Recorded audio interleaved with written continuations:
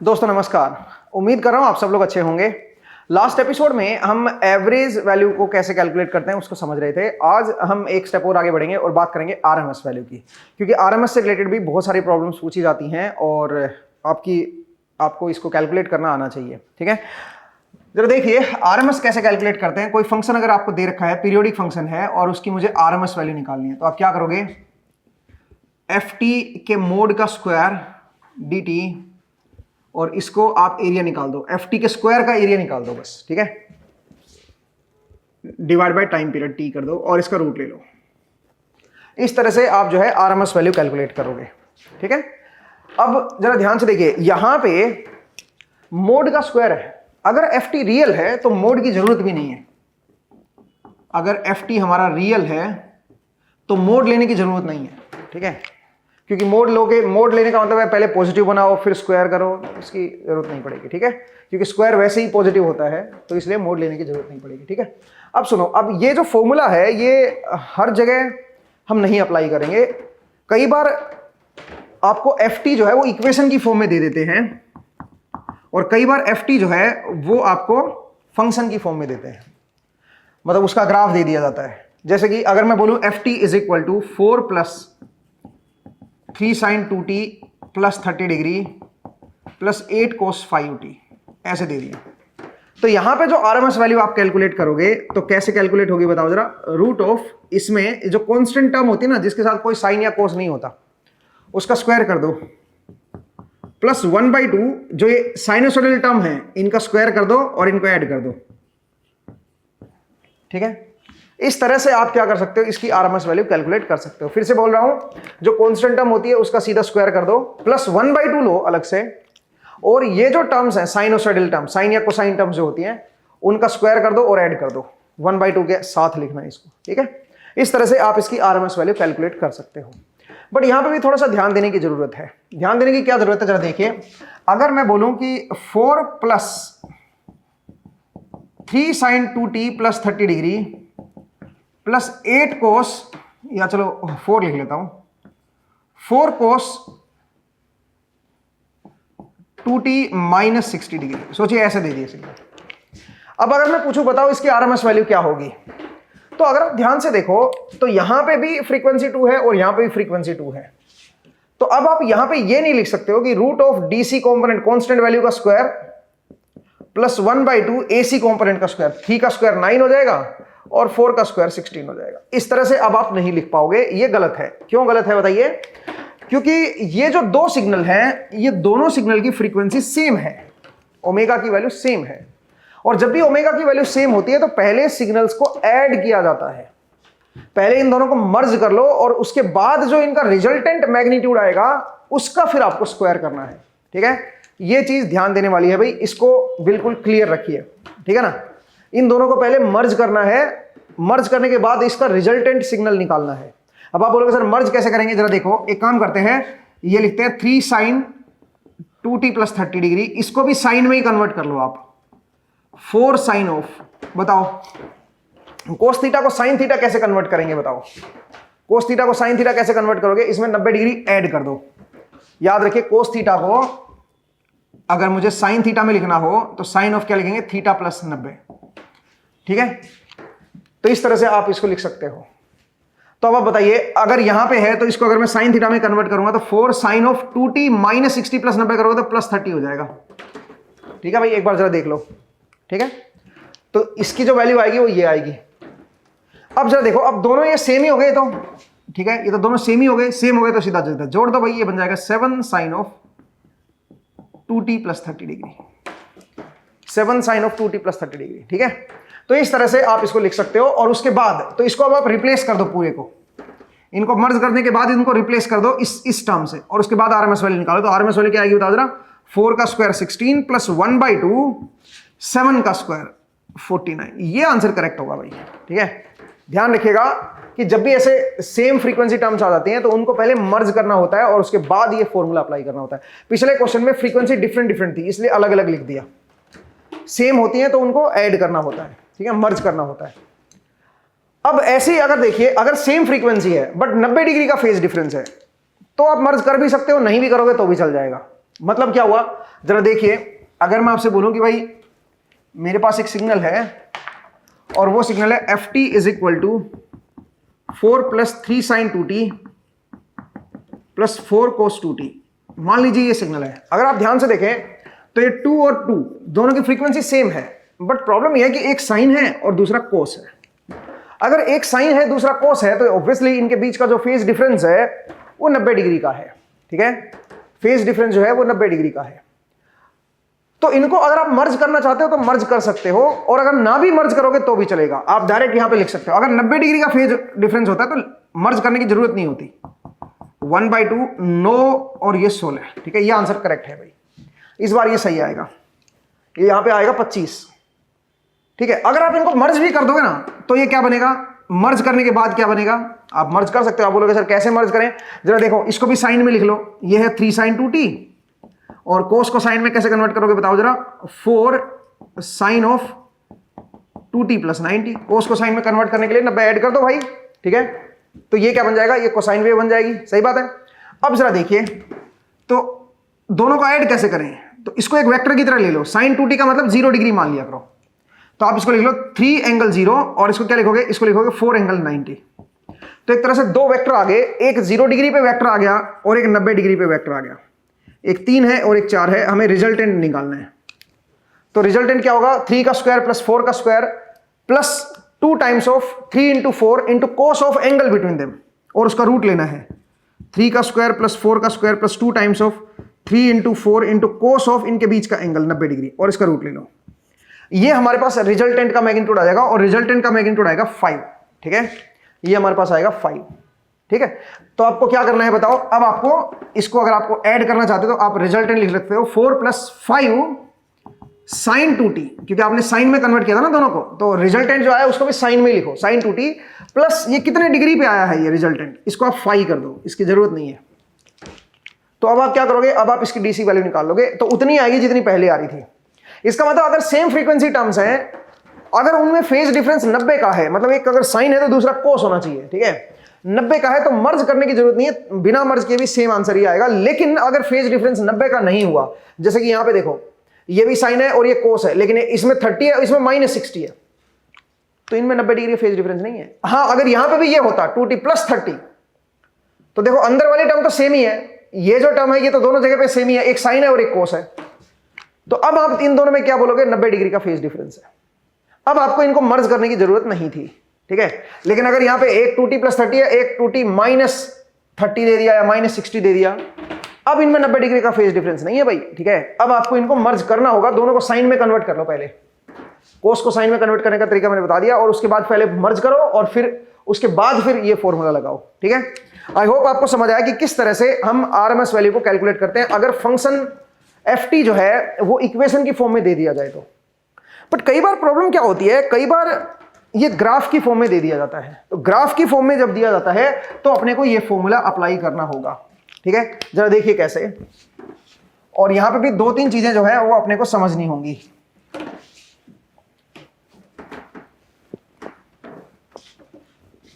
आपको ज्यादा difficult level पे जाने की जरूरत नहीं है, अभी गेट में बहुत सिंपल लेवल के क्वेश्चंस आते हैं। ठीक है, जरा देखिए भाई, अगर ये ग्राफिकल फॉर्म में दे दिया जाए, जैसे मान लीजिए इस तरह का दे दिया गया है, आपसे बोला भाई बताओ इस फंक्शन का क्या ग्राफ होगा, मतलब इसकी आरएमएस वैल्यू क्या होगी।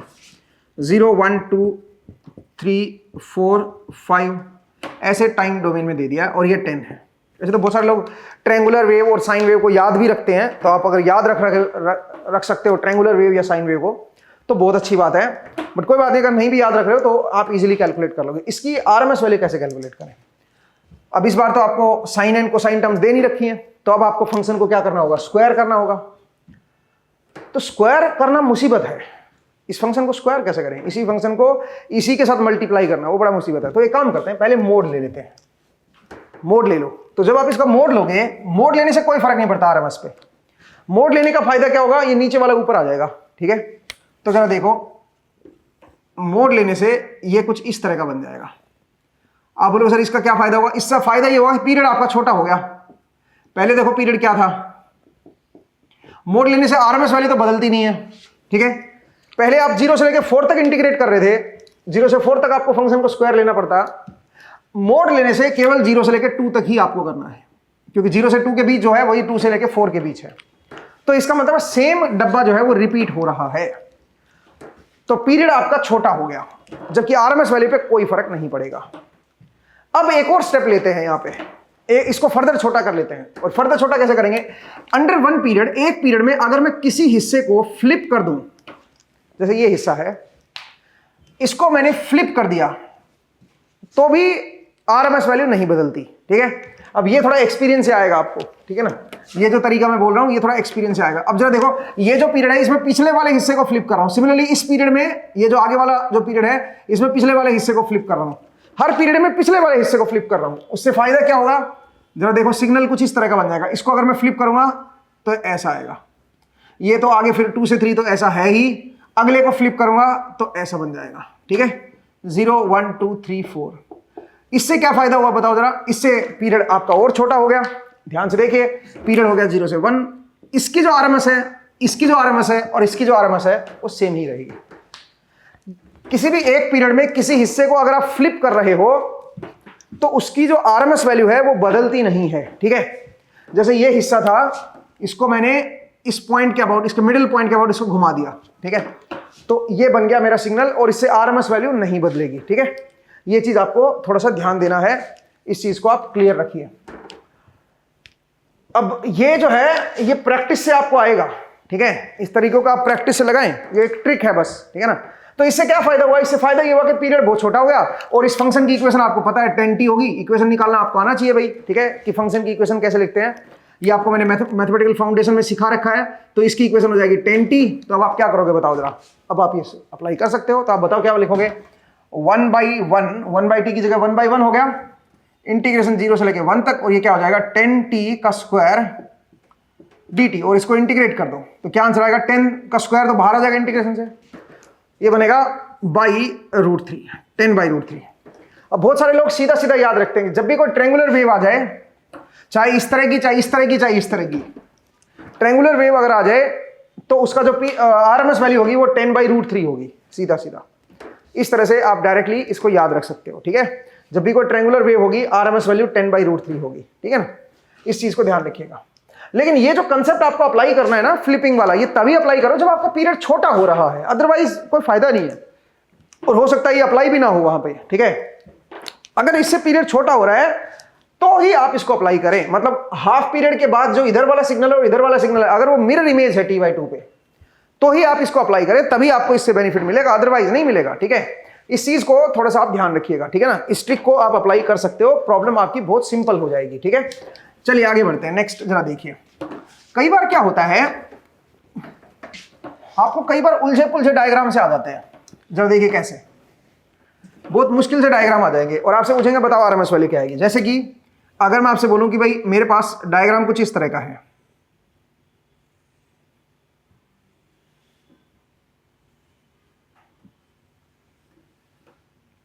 इस तरह का डायग्राम है, 0 पाई 2 पाई 3 पाई 4 पाई, ये 10 है, ये -10 है।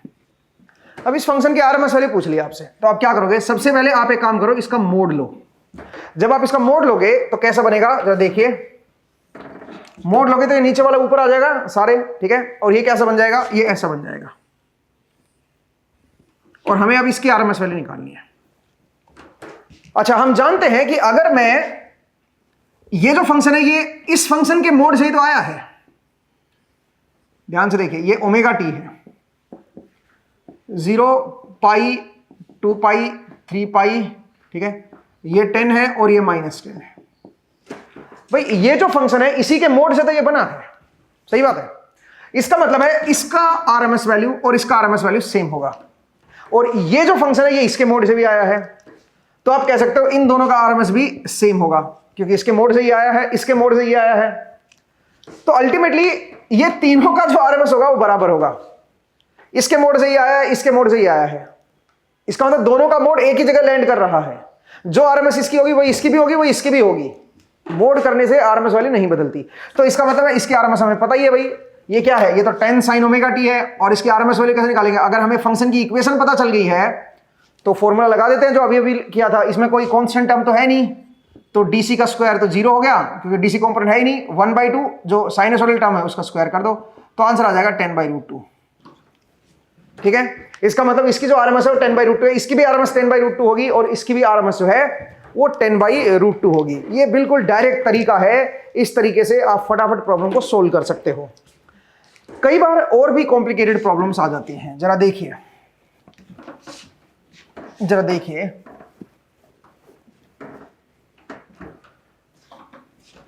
अगर आपको कोई सिग्नल इस तरह का दे दिया जाए, जरा देखिए, ऐसा कोई सिग्नल दे रखा है, एक बार मैं सिग्नल बना देता हूं, बड़ा ही कॉम्प्लिकेटेड सा सिग्नल है।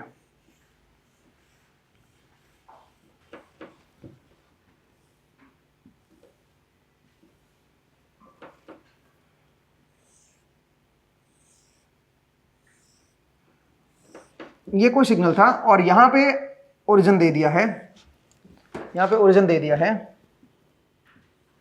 ठीक है, और आपसे क्या पूछा है, आपसे ऐसी कोई ये हाइट दे दी है, ऐसी ऐसी, ये ऐसे रेड लाइन ये डार्क कर दी है मतलब, और आपसे पूछा है बताओ ये जो एफटी सिग्नल है ये 0 है, और ये जो एफटी सिग्नल है इसका जो मैग्नीट्यूड है वो है 10 और ये है -π/3। आपको बताना है इस फंक्शन की एवरेज वैल्यू क्या होगी और आरएमएस वैल्यू क्या होगी, ये आपसे पूछ लिया है।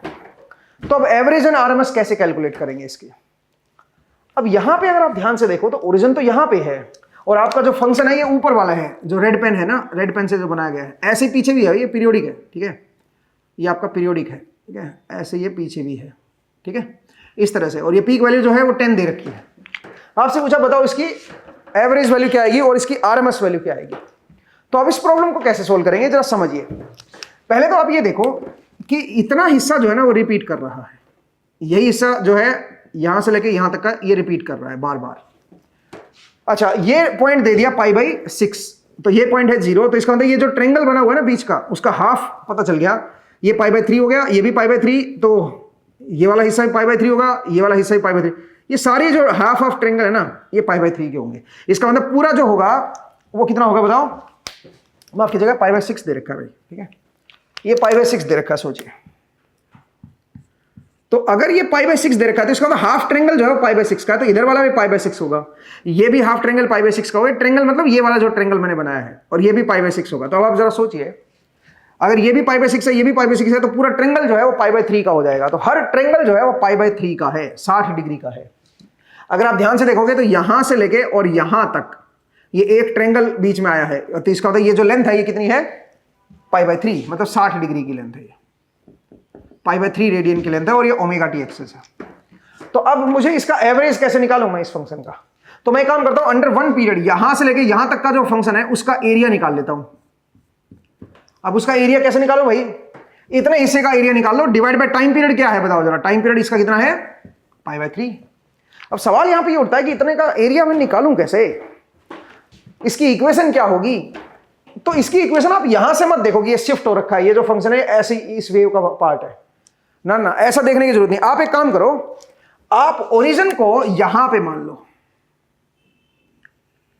मैंने आपको बताया था ओरिजिन मानने से कहीं पे कोई फर्क नहीं पड़ता, ठीक है, आप ओरिजिन को यहां पे मान लो। अगर आपने ओरिजिन को यहां पे ले लिया तो अगर आप ध्यान से देखें तो इस ओरिजिन के अबाउट ये वेव सिमेट्रिक है, इधर भी ऐसी है इधर भी ऐसी है, मतलब कोसाइन वेव हो गई। ओरिजिन के अबाउट जो सिमेट्रिक वेव होती है वो कौन सी होती है? Cosine wave. तो अगर मैं इस ओरिजिन के रेस्पेक्ट में जो ब्लू लाइन लगाई है इसके रेस्पेक्ट में अगर मैं इसकी इक्वेशन लिखूंगा, इस वेव की जो इक्वेशन लिखूंगा ये ऊपर वाले की, तो कोसाइन वेव का पार्ट है, तो क्या लिखूंगा बताओ जरा? 10 cos ऑफ ओमेगा टी, ये तो लिखूंगा क्योंकि ये मेरा ओरिजिन है और यहां पे मैक्सिमम है, जहां पे ओमेगा टी की वैल्यू 0 है वहां पे मैक्सिमम है। ठीक बात है। तो इस वेव की मैंने इक्वेशन लिख दी है, ये जो ऊपर वाला है ये 10 cos ऑफ ओमेगा टी का पार्ट है। अब मुझे तो इसका एरिया चाहिए भाई, तो एरिया के लिए क्या करेंगे बताओ? इसको इंटीग्रेट कर देंगे with respect to omega T, और कहां से कहां तक इंटीग्रेट करोगे? यहां से लेके यहां तक, और ये लेंथ कितनी है बताओ? ये है -π/6 और ये कितनी है? +π/6, क्योंकि टोटल π/3 है, तो उसका आधा इधर ले लो आधा इधर ले लो, तो इसका मतलब -π/6 से लेके +π/6 तक आपका ये एरिया हो गया, और divide by time period is π/3। ये इस फंक्शन की क्या आ गई? एवरेज वैल्यू आ गई है। तो कई बार आपको क्या होता है, ओरिजिन जहां पे दिया होता है वहां पे मानने की जरूरत नहीं है, आप जो है वो डिफरेंट लोकेशन पे भी आप ओरिजिन मान सकते हो, और उसके रेस्पेक्ट में आप फंक्शन को डिफाइन कर सकते हो, क्योंकि ओरिजिन शिफ्ट करने से एवरेज या आरएमएस पे फर्क नहीं पड़ता। तो आप अपनी सहूलियत के हिसाब से यहां पे ओरिजिन मान लो, और उसके हिसाब से आप जो है ना इसके एवरेज वैल्यू निकाल लो। ऐसे ही अगर इसकी आरएमएस वैल्यू पूछी होती तो भी मैं यही करता, ओरिजिन यहां पे लेता, इसका स्क्वायर कर दो बस आरएमएस में। आरएमएस में कैसे निकालते हैं? 10 cos of omega T D omega T, ठीक है, और इसका क्या कर दो? स्क्वायर, और इंटीग्रेट कर दो -π/6 से लेके +π/6 और 1/π/3, तो 3 ऊपर चला जाएगा, और इसका ले लो रूट। सही है जी। इस तरह से आप क्या कर सकते हो? इसकी आरएमएस वैल्यू भी कैलकुलेट कर सकते हो। तो कहानी जो है वो बड़ी सिंपल होती है, अगर आपको ओरिजिन शिफ्ट करना आ गया है तो ओरिजिन शिफ्ट की हेल्प से आप फटाफट प्रॉब्लम्स को सोल्व कर सकते हो। ठीक है भाई, अंडर वन पीरियड लेना ना, तो एक पीरियड आप जो है जरूरी थोड़ी ना जीरो से ही देखोगे हर चीज को।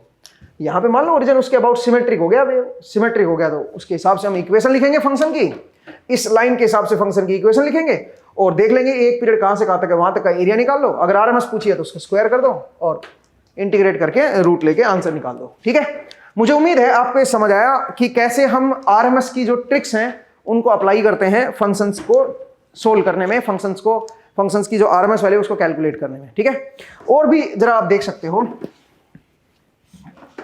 एक दो मैं और पॉइंट आपको बता देता हूं। आरएमएस वैल्यू शिफ्टिंग से नहीं चेंज होती, और सिग्नल को कंप्रेस करना या इलोंगेट करना उससे भी आपकी जो आरएमएस वैल्यू है वो चेंज नहीं होती, याद रखिएगा। दूसरी बात, अगर फंक्शन का ग्राफ एक जैसा है, जैसे मान लीजिए ये कोई फंक्शन है, ये ओमेगा टी एक्सिस दे रखी है, 0 है, ये पाई रेडियन है, ये 2 पाई रेडियन है, ये 3 पाई रेडियन है, और ये 10 हाइट है, और मैं आपसे पूछूं बताओ इस एफ टी की जो आरएमएस वैल्यू आएगी वो क्या आएगी? तो इस एफ टी की आरएमएस वैल्यू आएगी 10/√2। ठीक है, ये इसकी आरएमएस वैल्यू आएगी, आप जानते हो, इसको नीचे करके वो साइन वेव भी बन जाएगा।